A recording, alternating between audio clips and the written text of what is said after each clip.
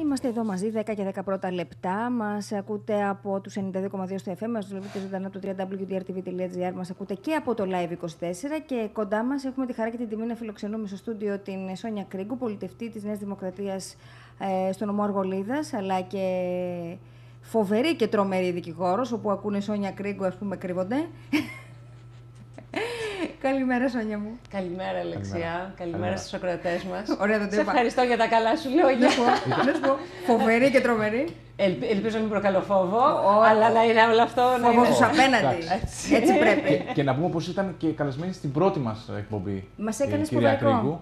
Και από ό,τι έχω διαπιστώσει, πήγαν καλά οι Πήγε επόμενες πάρα πολύ καλά. και εξελίσσεται όλο το εγχείρημά σας που με πολύ θετικά.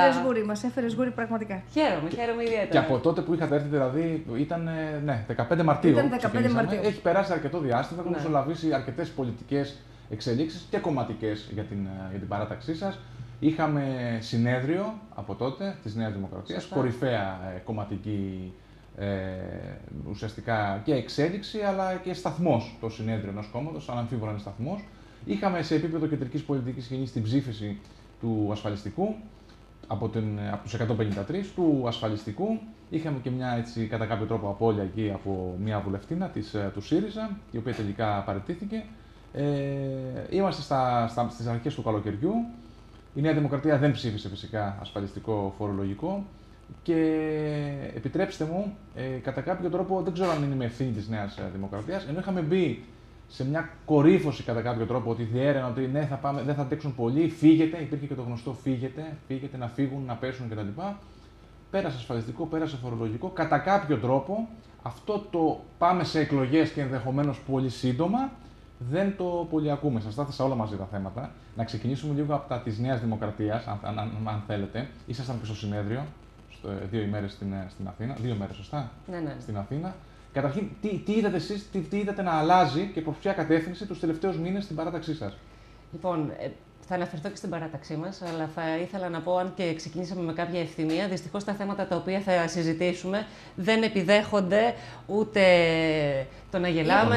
Ίχνος. Έτσι, ακριβώς. Δυστυχώς, απεσιοδοξία, κατάθλιψη, αβεβαιότητα συνεχίζουν να είναι τα κύρια χαρακτηριστικά της καθημερινότητάς μας, όπως τα είχαμε αφήσει και τις 15 Μαρτίου και δυστυχώς επιδεινώνονται. Αναφερθήκατε στην ψήφιση του ασφαλιστικού νομοσχεδίου, το οποίο είναι ένα νομοσχέδιο κόλαφος, εξοντώνει τους αυταπασχολούμενους και τους ελεύθερους επαγγελματίες. Τολμώ να πω ότι από την πλευρά της συγκυβέρνησης πρόκειται για ένα ταξικό μίσος. Επιτρέψτε μου αυτή την έκφραση, όσο και αν ακούγεται σκληρή, όταν τον ελεύθερο επαγγελματία, που είναι αυτός ο οποίος δημιουργεί και παράγει τον αυταπασχολούμενο, του στερεί στο 85% του εισοδήματός του μέσα από ασφαλιστικές εισφορές και φοροεισπρακτικά μέτρα τα οποία λαμβάνεις, ουσιαστικά φέρεσαι εναντίον του. Έχει στόχευση για τη μεσαία τάξη, εννοείται, ή ειδικότερα για τους ελεύθερους επαγγελματίες? Με την έμεση φορολόγηση την οποία έχει επιβάλει, έχει στόχευση στο σύνολο της κοινωνίας των πολιτών. Και αυτό προσπαθεί βέβαια να το παρουσιάσει διαφορετικά στους πολίτες. Η πραγματικότητα είναι ότι ο έμεσος φόρος πλήττει όλα τα κοινωνικά στρώματα και πολύ περισσότερο τα χαμηλότερα. Αν και ο ίδιος προσπαθούσε να περάσει ένα μήνυμα ότι βρίσκεται στο πλάι τους, δυστυχώς, το ΕΚΑΣ τα ξέρετε, αλλά κυριότερο όλων η έμεση φορολόγηση. Αναφέρεστε στις αυξήσεις από μπύρες μέχρι τα πάντα. Από 1η Ιουνίου υπήρξε μία φοροκαταιγίδα η οποία ήταν πρωτόγνωρη. Και όλο αυτό το ζούμε και θα το ζούμε καθημερινά και θα το βιώνουμε όλοι μας. Δεν είναι αφορά τους έχοντες, αφορά τους πάντες. Όσο επίσης θέσατε πάρα πολλά θέματα, αναφερθήκατε στο συνέδριό μας. Το συνέδριο ήταν μια κορυφαία στιγμή για την παράταξη. Δόθηκε η δυνατότητα και υπήρξε διάλογος. Τέθηκαν τα θεμέλια για την μετέπειτα πορεία μας. Έγιναν δομικές αλλαγές και σε πρόσωπα. Και θεωρώ ότι η Νέα Δημοκρατία, ετοιμάζοντας και το πρόγραμμά της, το οποίο είναι σε εξέλιξη, είναι πλέον έτοιμη για να βγάλει τη χώρα από το αδιέξοδο το οποίο βρισκόμαστε. Και θέλω να επισημάνω κάτι. Σε μια δημοσκόπηση, στην οποία και εσείς από ό,τι έμαθα θα αναφερθείτε αύριο, της Άλκο λέτε. αρκετά σημαντική και από τις πλέον αξιόπιστες εταιρείες δημοσκοπήσεων, υπήρχαν κάποια ενδιαφέροντα ευρήματα. Βεβαίως. Η Νέα Δημοκρατία μιλάει για τη συμφωνία αλήθειας με τους πολίτες. Κάποια στιγμή με είχατε ρωτήσει. Αν μπορείτε λίγο το σακάκι σας από αυτή την Ναι. Πολύ ωραία. Ευχαριστώ. κάποια στιγμή μου είχατε ρωτήσει αν θα προτιμούσα να πω σε κάποιον αλήθεια ή ψέματα. Και τι σας είχα πει? Ότι θα πω αλήθεια. Γιατί? Γιατί εκείνη την ώρα μπορεί να τον στεναχωρήσω, να μην τον κάνω χαρούμενο, αλλά μακροπρόθεσμα θα διαπιστώσει ότι αυτό που του είπα ήταν και αυτό το οποίο βίωσε. Έτσι και η Νέα Δημοκρατία εγκαινιάζει την συμφωνία αλήθειας με τον λαό. Δηλαδή τι? Του λέει αλήθειες. Όχι ψέματα. Γιατί ο κύριος Τσίπρας μέχρι σήμερα τι έχει πει? Ψέματα. Και τι λέει ο κόσμος στην δημοσκόπηση που αναφερθήκαμε? Το 74% ήταν ψέματα. Λέει 75% των πολιτών δεν εμπιστεύεται τον Πρωθυπουργό Αλέξη Τσίπρα. Αντιλαμβάνεστε τι σημαίνει αυτό? Συντριπτικό ποσοστό. 75%. Τα 3/4. Επίσης, το 82% των πολιτών δεν πιστεύει ότι με τα μέτρα που πήρε η κυβέρνηση μπορεί η χώρα να ξεπεράσει την κρίση.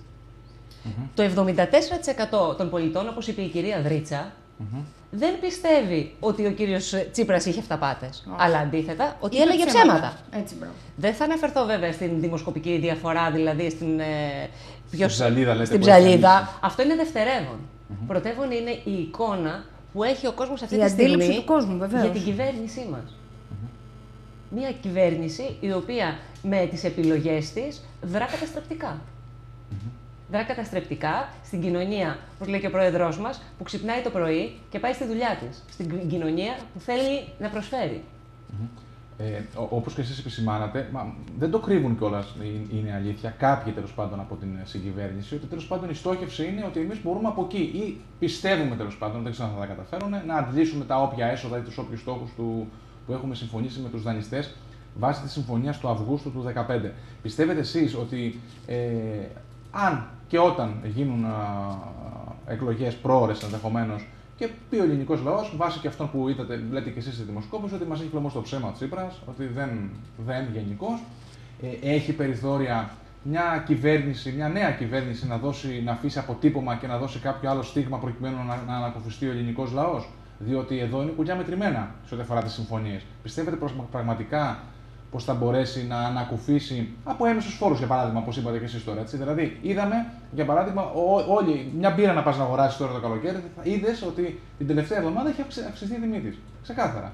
Είδες ότι οι τιμές στα καύσιμα έχουν ανέβει. Όλοι βάζουμε καύσιμα στα αυτοκίνητά μας και στα μέσα που μετακινούμαστε. Θα μπορέσει πραγματικά να κάνει κάτι ή σε πρώτη φάση απλά να καταγγέλει όλα αυτά τα οποία σωστά είναι, δηλαδή και άνθρωποι από όλους τους πολιτικούς χώρους θα επισημαίνουν, είναι αυτή η πραγματικότητα. Πιστεύετε πως θα έχει τη δυνατότητα να κάνει κάτι, κυρία Κρήβου? Είναι το ερώτημα, νομίζω, όλου του εκλογικού σώματος αυτό, διότι σε επίπεδο επισημάνσεων, ναι, να συμφωνήσουμε και να πούμε κι άλλα αν θέλετε και υπάρχουν πολλά που μπορούμε να πούμε. Θα μπορέσει όμως να διορθώσει κάτι πραγματικά? Έτσι όπως έχει δηλαδή εξελιχθεί η κατάσταση. Κύριε Ζωή, θα σας πω ότι είμαι βεβαία ότι μια κυβέρνηση Νέας Δημοκρατίας θα κάνει τα πράγματα πολύ διαφορετικά. Δηλαδή, τι μπορεί να κάνει τώρα, να πει τα σκίζω όλα εγώ και ξαναρχίζω την αρχή? Όχι, δεν είναι αυτό. Όπως είπε και ο πρόεδρός μας χθες σε μια συνέντευξη που έδωσε και αναφέρθηκε στον ΕΝΦΙΑ, είπε ότι θα εξορθολογιστεί ως φόρος. Αντιλαμβανόμαστε όλοι ποια είναι η πραγματικότητα. Είπαμε, συμφωνία αλήθειας, όχι ψέματα. Θα ήταν πάρα πολύ εύκολο τώρα να χαϊδεύει αυτιά. Ναι, και να πει το σταματάω εκείνο. Δεν τον ενδιαφέρει όμως αυτό. Τον ενδιαφέρει να είναι ειλικρινής απέναντι από τους πολίτες. Τι είπε? Ότι με βάση τα ευρωπαϊκά πρότυπα, ο ΕΝΦΙΑ είναι αρκετά υψηλός. Δεν μπορεί να καταργηθεί, γιατί είναι μια δέσμευση την οποία θα μας ακολουθεί. Από εκεί και πέρα θα πρέπει να εξορθολογιστεί. Επίσης, το μοντέλο ανάπτυξης το οποίο προτείνει είναι εντελώς διαφορετικό. Δηλαδή, είναι αστείο. Χθες άκουγα τον κύριο Τσίπρα στα Ποσειδόνια που είπε ότι καλεί τους εφοπλιστές. Ναι. Δηλαδή, όποιος το άκουγε. Αν μη τι άλλο γελούσε. Μετά τους επενδυτές πρόσφυγες. Ναι. Τώρα καλεί τους εφοπλιστές να συνεργαστούν, μάλλον. Η ιδεολογία και μόνο του κυρίου Τσίπρα. Ναι. Σ' άρεσε αυτό. Πολύ καλό. Η ιδεολογία και μόνο του κυρίου Τσίπρα και τόσο έχει κάνει μέχρι σήμερα καταδεικνύει ότι δεν έχει καμία πρόθεση να συνεργαστεί με κανέναν από τις υγιείς δυνάμεις. Αντίθετα, αυτό το οποίο κάνει είναι να δημιουργεί προσκόμματα με την υπερφορολόγηση στην ανάπτυξη. Δεν μπορούν να έχουν αυτή μοντέλο ανάπτυξης. Και ιδεολογικά είναι κόντρα ρόλος για αυτούς. Επίσης, είπατε κάτι για τις εκλογές. Πολύ εύστοχα είχε επιλέξει η Νέα Δημοκρατία το φύγετε. Και συνεχίζει ακόμη και σήμερα να είναι πολύ επίκαιρο. Γιατί όσο και αν είναι το κόστος μιας εκλογικής διαδικασίας, είναι πολύ μικρότερο σε σχέση με το κόστος της παραμονής. Μάλιστα. Το λογαριασμό Δεν τον έχουμε πληρώσει ακόμη. Έρχεται Έρχεται το Σεπτέμβριο. Συγγνώμη τώρα, αλλά εσείς τους βλέπετε αυτούς τους ανθρώπους που δεν έχουν κατζωθεί στην καρέκλα και ότι θα φύγουν. Δηλαδή, καλή είναι η παρένεση σε επίπεδο συνθημάτων, το φύγετε. Αλλά σας φαίνονται εσάς τώρα αυτοί ως άνθρωποι που θα φύγουν. Ότι έχουν τη διάθεση δηλαδή, να ότι θα τα αφήσουν την παρατήσουν και καρέκλα. θα πούν: εντάξει, περιμέναμε τόσα χρόνια να γίνουμε κυβέρνηση, πρώτη φορά αριστερά. Και επειδή τώρα ο κύριος Μητσοτάκης σε βρήκε το φύγετε, εμείς θα πούμε: έχει δίκαιο ο κύριος Μητσοτάκης, ας να φύγουμε να έρθουν αυτοί. Δεν νομίζω ότι Πολύ με εύστοχα συνθήματα. είπατε ότι είναι γατζωμένοι στην καρέκλα. Ακριβώς. Κακώς όμως, γιατί θα έπρεπε να τα αντιλαμβάνονται, ότι με την αγκύλωσή τους αυτή προκαλούν ζημιά στην ελληνική κοινωνία. Και αυτό τι σημαίνει? Ότι δεν θέλουν να εξυπηρετήσουν τα συμφέροντα του ελληνικού λαού. Τα προσωπικά τους καθαρά θεωρείτε συμφέροντα. ότι τους εξυπηρετούν κατά αυτόν ενδιαφέρει τον για τρόπο. το αν εξυπηρετούν συμφέροντα του ελληνικού λαού? Μα θα έπρεπε να τους ενδιαφέρει. Άλλο τι θα έπρεπε και άλλο τι συμβαίνει. Θα έπρεπε. Από ό,τι δείχνουν οι πράξεις, μάλλον δεν τους ενδιαφέρει αυτό. Από ό,τι δείχνουν οι πράξεις, από ό,τι δείχνουν και αυτά τα οποία πιστεύει στην τριπληκτική πλειοψηφία του ελληνικού λαού, Ναι, δυστυχώς πάνω σε δεν αυτό, έχει συζητάμε εμπιστοσύνη πάνω σε στην αυτό. παρούσα κυβέρνηση. Δεν περνάμε την προσωπική μας άποψη. Εγώ τουλάχιστον όσο μπορώ τη συγκρατώ, περνάω αυτό που λέει η έρευνα. 74% λοιπόν τι είπε? Ότι ο Πρωθυπουργός είπε ψέματα. Μάλιστα. Το Πάνω εκεί 75% θα των σταθούμε. πολιτών δεν εμπιστεύεται τον Πρωθυπουργό του. Αν είναι ποτέ δυνατόν. Βρέστε μου ποτέ μια τέτοια άλλη δημοσκοπική έρευνα με τέτοια στοιχεία. Δεν έχει υπάρξει. Πάντως, και εσείς αντιλαμβάνεστε ότι είναι σωστά αυτά που σημαίνετε, αλλά καμία κυβέρνηση δεν θα παραιτηθεί ή δεν θα φύγει υπό το βάρος μιας τόσο έστω συντριπτικής ή ακόμη συντριπτικότερης δημοσκόπησης. Έτσι. Κύριε Ζωή, εγώ σας μίλησα για την ανάγκη να φύγει. Για την ανάγκη. Μάλιστα. Η ανάγκη αυτή είναι διαπιστωμένη. Μάλιστα. Και μάλιστα όταν η ίδια έχει χάσει την αξιοπιστία της, όχι μέσα στον ελληνικό χώρο, αλλά και διεθνώς. Να αναφερθώ στον περίμαχο κόφτη. Τι είναι αυτός ο κόφτης? Δηλαδή, κάνουμε μια συμφωνία και εφόσον σας εμπιστεύομαι, συμφωνούμε 5 πράγματα. Αν δεν σας εμπιστεύομαι, σας βάζω και κάποιες ρήτρες, οι οποίες θα ενεργοποιούνται αυτόματα. Αυτό τι σημαίνει? Έλλειψη εμπιστοσύνης προς το πρόσωπο της συγκυβέρνησης του ΣΥΡΙΖΑ. Αρχικά. Μάλιστα. Και ο κόφτης αυτός θα ενεργοποιηθεί. Και είναι δεδομένο ότι θα ενεργοποιηθεί. Το υποτιθέμενο ηθικό πλεονέκτημα, το περιβόητο ηθικό πλεονέκτημα της αριστεράς έχει ακόμη και άνθρωποι του χώρου τέλος πάντων, όταν τα ακούν, τους πιάνει ένα μάζεμα. Είχαμε την περιβόητη ιστορία με τις offshore, με αυτή τη ρύθμιση που πέρασε μέσα στις χιλιάδες σελίδες του μνημονίου. Σωστά. Κάπου χώσανε και αυτό, ξέρω εγώ, εμβόλυμα, οτιδήποτε, το ψηφίσανε. Μαθεύτηκε, νομίζω το έβγαλε εφημερίδα, το έβγαλε μάλιστα, Σωστά, ότι ναι. κάπου μέσα σε αυτές τις χιλιάδες σελίδες υπάρχει αυτό το σκάνδαλο, περί αυτού πρόκειται. Ξαφνικά άρον-άρον το φέρνουν μετά από λίγες ώρες, 1-24 ώρες, εν πάση περιπτώσει, το φέρνουν στη Βουλή προκειμένου να τα αλλάξουν. Και εκεί βλέπουμε τη Νέα Δημοκρατία, η οποία όντως πάτησε πάνω σε αυτό και είπε ότι δεν είναι σοβαρά αυτά τα πράγματα. Στο σύνολό της αντιπολίτευση, αλλά ξέρετε κι εσείς πως άλλη βαρύτητα έχει η εξωματική αντιπολίτευση. Αποχώρησε εσείς, βέβαια δεν είστε βουλευτής, αλλά πώς αξιολογείτε αυτή τη συμπεριφορά? Θέλω να πω ότι θα περίμενε κάποιος και από το εκλογικό σας, από το κομματικό σας ακροατήριο, να δει τη Νέα Δημοκρατία, την κοινοβουλευτική ομάδα και τον αρχηγό της, να μένει στο κοινοβούλιο και να σηκώνει κι άλλο το θέμα αυτό. Και όχι τόσο, αν θέλετε, να αποχωρεί. Ήταν μια αμήχανη στάση, επειδή κάποιοι είπαν, για παράδειγμα, άκουσα τον κύριο Λεβέντη να λέει Αλεξία από το βήμα της Βουλής, ότι αυτό που κάνει τώρα ο Τσίπρας, η κυβέρνηση τέλος πάντων, όχι ο κύριος Πρωθυπουργός, η κυβέρνηση, στην ουσία τι κάνει, είναι εκδικητικό έναντι της οικογένειας Μητσοτάκη. Δεν ξέρω, άκουσα τον κύριο Λεβέντη που το είπε. Ο κύριος Λεβέντης είπε κι άλλα και προκαλούσε γέλιο. Ότι αν χρωστούσε, λέει, 300 εκατομμύρια και ήταν αυτός κυβέρνηση, τι θα έκανε? Αν χρωστούσε 300 εκατομμύρια και ήταν κυβέρνηση ο ίδιος ο κύριος Λεβέντης, τι θα έκανε? Του σκούφανε. Θα το σημείωνα στο σημειωματάριό μου. Θα το σημείωνε και θα τελείωνε. Εμένα θα μου επιτρέψετε να σας πω κάτι. Πόσο σοβαρά μπορεί να Σας άκουσα με ενδιαφέρον. Ως δημοκράτησα και ως άνθρωπο που ασχολείται με την πολιτική. Ξέρετε πάρα πολύ καλά ότι άποψη έχω. Εν προκειμένου όμως να σας αναφέρω, γιατί ερωτήθηκε ο ίδιος ο Πρόεδρος, γιατί έγινε αυτό. Όχι, δεν ξέρω την άποψη. Σας ρωτάω να μου Θα σας την πω και την άποψή μου. Ήταν θέμα τακτικής. Και αποφασίσαν ότι κατά αυτόν τον τρόπο θα αναδείξουν ακόμη περισσότερο την αντίθεση της Νέας Δημοκρατίας στην διάταξη την οποία ήρθε και στην οποία θέλω να αναφερθούμε, η οποία είναι δεδομένο για μένα και ως δικηγόρος ότι θα καταπέσει και στα εθνικά αλλά και στα ευρωπαϊκά δικαστήρια. Γιατί ουσιαστικά στερεί το δικαίωμα από οποιονδήποτε συγγενή πρώτου βαθμού, δηλαδή αν σου στερεί τη δυνατότητα, αν το παιδί μου εμένα είναι στο εξωτερικό και θέλει να κάνει μια επιχείρηση εκεί γιατί έχει σπουδάσει εκεί. Αν εγώ υποθέσουμε ότι είμαι βουλευτής, θα πρέπει να παραιτηθώ, γιατί διαφορετικά θα διωχθώ για κακούργημα. Τι κάναν όμως? Και εκεί πρέπει να σταθούμε. Για μία μέρα ίσχυσε μια ευνοϊκή διάταξη νόμου. Και για μία ώρα να δημοσιευτεί στο ΦΕΚ, με βάση τον ποινικό μας κώδικα, ισχύει η ευμενέστερη ποινική διάταξη. Και τι κάνανε εδώ? Η Νέα Δημοκρατία, εδώ και 1 χρόνο περίπου, έχει καταθέσει ερώτηση από 18 βουλευτές και ρωτούσε αν μέλος της κυβέρνησης συμμετέχει σε offshore. Επ' αυτής της ερώτησης δεν δόθηκε ποτέ καμία απάντηση. Αυτό που μας οδηγεί ότι κάποιον θέλαν να καθαρίσουν. Και τον καθαρίσανε. Όσο και αν φωνάζουν και να λένε ότι να το τροποποιήσαμε. Καλά, πόσο... Όποιος γνωρίζει νομικά, όχι ιδιαίτερα, καταλαβαίνει τη στόχευση και τη σκοπιμότητα. Και επίσης, ο αρμόδιος υπουργός, κατά την εισήγησή του στη Βουλή, δεν αναφέρθηκε καθόλου στη συγκεκριμένη διάταξη. Τι βάλανε μέσα σε ένα νομοσχέδιο με 7.500 σελίδες. Το οποίο ήρθε με τη διαδικασία του κατεπήγοντος. Αντιλαμβάνεστε τι σημαίνει αυτό? Και ο πλέον επιμελής δεν θα μπορούσε να το δει. Και αποκρύπτοντάς τη μάλιστα. Και τι έρχονται μετά? Να φέρουν μια εντελώς αντίθετη διάταξη, αφού προηγουμένως κάτι τακτοποίησαν. Τι, πώς, θα φανεί. Τίποτα δεν είναι. Άρα λέτε πως η αποχώρηση δηλαδή ήταν μια συμβολική κίνηση διαμαρτυρίας κατά κάποιο τρόπο. Ακριβώς, για να καταδείξει όλη αυτή τη μεθόδευση που έγινε. Όπως περιγράψατε. Μάλιστα. Αναβράσουμε λίγο στις Αργολίδας, γιατί σας βλέπουμε, δεν κινείστε. Δεν είμαστε σε προεκλογικό χρόνο πλέον. Ίσως κάποιοι να έλεγαν ότι ναι, μπορεί να έχουμε πριν 1 μήνα ενδεχομένως εξελίξεις, αλλά όχι, δεν νομίζω να είμαστε σε προεκλογικό χρόνο. Έτσι. Να σας πω κάτι. Δεν είμαστε σε προεκλογικό. Θεωρώ ότι πρέπει να είμαστε παντού και παρόντες καθ' όλη. Πάλι δεν να το φτιάξουμε. Ναι, με συγχωρείτε. Μήπως να βοηθήσεις την κυρία Γκρίκου όσο θα τη ρωτήσω εγώ στο. Ναι, να το φτιάξω. Να το φτιάξεις. Ακούγομαι τώρα, είναι εντάξει. Ακούγεστε μια χαρά απλά. Ωραία. Ακούγεται λίγο και το. Ναι. Σακάκι. Τώρα είμαστε καλύτερα. Ωραία. Και προχωράμε. Λοιπόν, αυτό που έλεγα είναι το εξής. Ναι. Ότι θεωρώ ότι όσοι θέλουμε να ασχοληθούμε με τα κοινά, πρέπει να είμαστε καθ' όλη τη διάρκεια του χρόνου, είτε είναι προεκλογική περίοδος είτε όχι, παρόντες σε όλες και τις κοινωνικές εκδηλώσεις και τα θέματα που απασχολούν τους συντοπίτες μας. Ναι, πρέπει να είμαστε μέσα στην κοινωνία. Οι κοινωνικές εκδηλώσεις. Δεν είναι μόνο αυτές, όχι. Επιτρέψτε μου.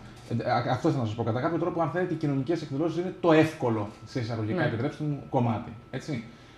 Εσείς δίνετε βάρος και σε άλλα λιγότερο, αν θέλετε, θέματα που παίρνουν τη δημοσιότητα ή πιο αφανή που έχουν να κάνουν με ενημέρωση, με παρέμβασή σας, ενδεχομένως και πράγματα που δεν θέλουμε και να μας τα πείτε τώρα εδώ. Γίνεται αυτή η επαφή με ανθρώπους που έχουν ανάγκη, με συμπατριώτες μας που έχουν πληγεί από την πολυεπίπεδη κρίση, ή απλά, γιατί ξέρετε αυτό το έχουμε δει από πολιτικούς παλαιότερης σκοπής, αν θέλετε, δεν θέλω να δικήσω κάποιον, αλλά ήταν μια πρακτική. Η πρακτική ποια ήταν? Στις κοινωνικές εκδηλώσεις λοιπόν να δίνουμε το παρόν και το υπόλοιπο διάστημα να είμαστε χαμένοι κατά κάποιο τρόπο. Εσείς είστε, άσχετα αν η παράταξή σας είναι παλιά και βαρύνετε με αμαρτίες, δεν μπορείτε να σκεφτείτε εσείς προφανώς. Αλλά εδώ θα μου επιτρέψετε να διαφωνήσω και να σας διακόψω. Η παράταξή μας έχει μια ιστορική συνέχεια. Όσο θέλετε, αλλά παλιά είναι παράταξη. Επιτρέψτε μου. Έχει μια ιστορική συνέχεια. Δεν είπα ότι είναι κακό. Είπατε για αμαρτίες και παλιά. Εγώ δεν το έλεγα παλιά, ότι έχει μια ιστορία, ότι έχει μια συνέχεια, ότι έχουν γίνει λάθη στο παρελθόν, αλλά έχουμε βάλει νέα θεμέλια και έχουμε ξεκινήσει, όπως σας είπα προηγουμένως, ένα νέο πλάνο και μια νέα πορεία. Με τον νέο αρχηγό μας, τον Κυριάκο το Μητσοτάκη, προχωράμε. Τώρα, όσον αφορά εμένα, εγώ θα ήθελα και εσείς οι ίδιοι να το βλέπετε, ότι προσπαθώ να δείξω κάτι διαφορετικό.